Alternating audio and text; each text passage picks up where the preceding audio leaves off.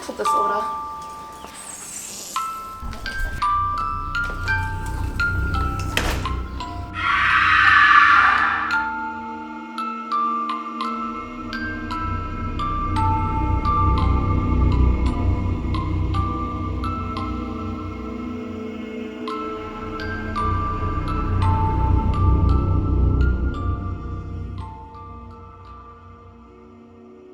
Today I'm going to show you how I created this creepy doll makeup. I wanted to incorporate actual doll eyes into the finished makeup so that she would have that unsettling vacant stare. And I also thought it would be a cool way to make this makeup a little bit more unique and different from the other tutorials that are on YouTube.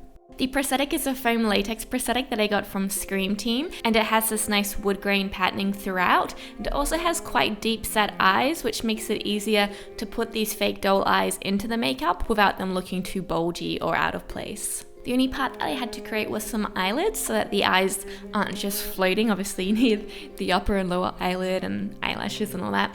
So originally I was going to sculpt it in clay and make some little silicone flat molds, but I was having trouble with my clay sticking to the plaster. I think the plaster might have been too wet still. And then I was also having trouble flattening out the sculpt onto a board. And Leah very smartly suggested, why don't you just build it up with silicone onto the life cast? That way I don't have to make any molds, they're just ready to go.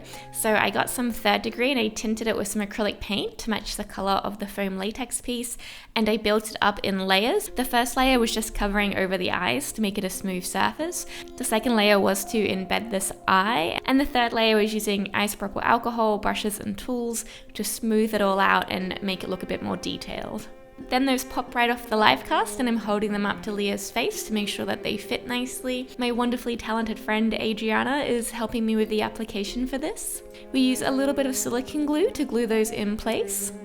So obviously the eye has to be completely closed for the false doll eyes to lie on top of it, which means the person wearing this is completely blind for the duration. So it's not going to be something you're going to wear to a costume party or to a Comic-Con, but it is great for photo shoots or for short films where you can get the prosthetics on, have all the lights and everything set up so you can just put the person where they need to go, take the photos, shoot the footage, and then get them back to makeup to get it removed. Luckily my friend Leah is totally fine with being blind for a few hours. It doesn't faze her in the least. And if you wanted something similar to this but with the ability to see, you could obviously just not put the doll eyes in this, just use the prosthetics by themselves.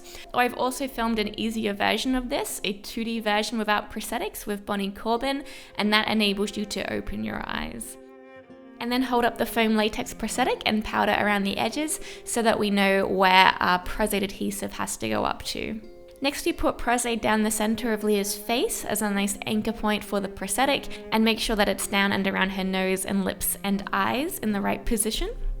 Then we move our way outwards, adhering the prosthetic down around the cheeks, around the eyes and around the forehead.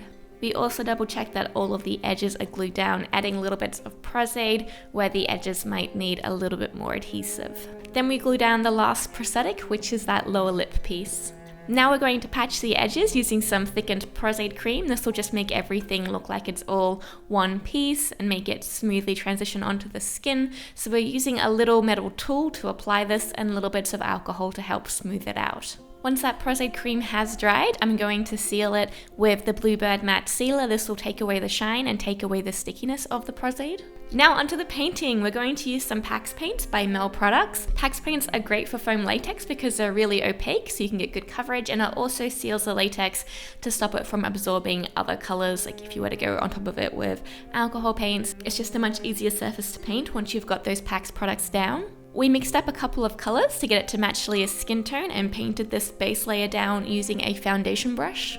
Then Adriana airbrushed on a second layer of this color to get nice coverage and build up over Leah's face. We're using the same product and color as before, but we've thinned it down with some Mel PAX Thinner. Now we're doing a third layer that has slightly more warmth added to it, just a little bit more yellow, so that it will match Leah's skin tone even more. Now I've mixed up a slightly lighter version, and I'm going to dry brush on these highlights over the wood grain to try and pop out some of those textures and give it a bit more contrast. Now we're moving on to the alcohol paint. I've got a liquid mix of Skin Illustrator inks.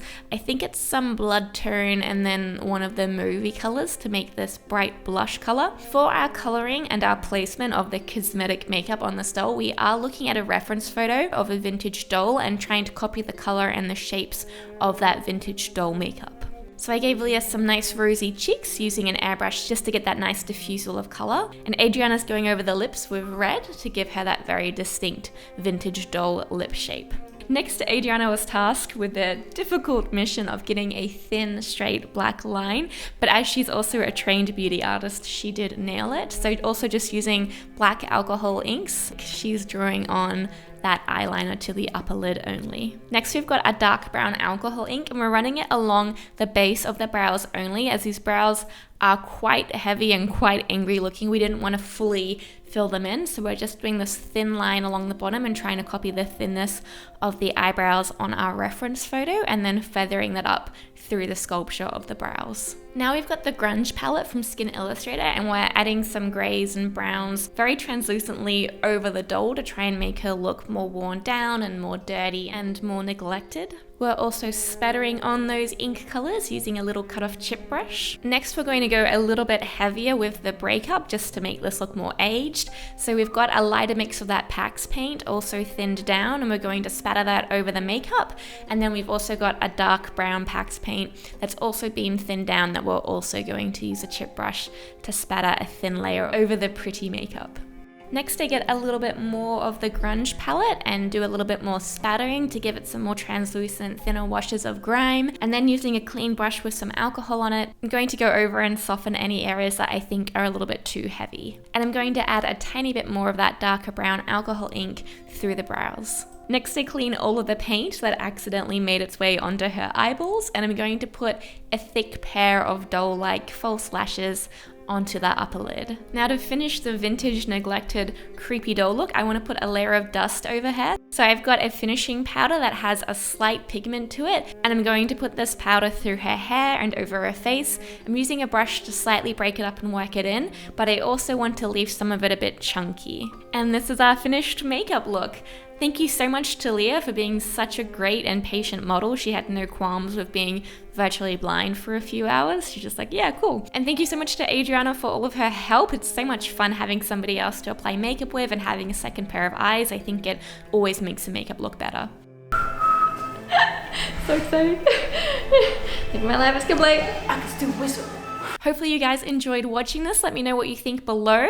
I've got a second version of this makeup filmed as well. I wanted to do a non-prosthetic easier version. So I did another collab, this time with Bonnie, who's really great at face painting. So we did a 2D version of the doll using no prosthetics, just paint, and that will be up shortly for those who want a non-prosthetic, slightly easier version of a creepy doll makeup. Many thanks to my Patreons who have made this video possible, and I'll be back soon with the easier version of this doll makeup.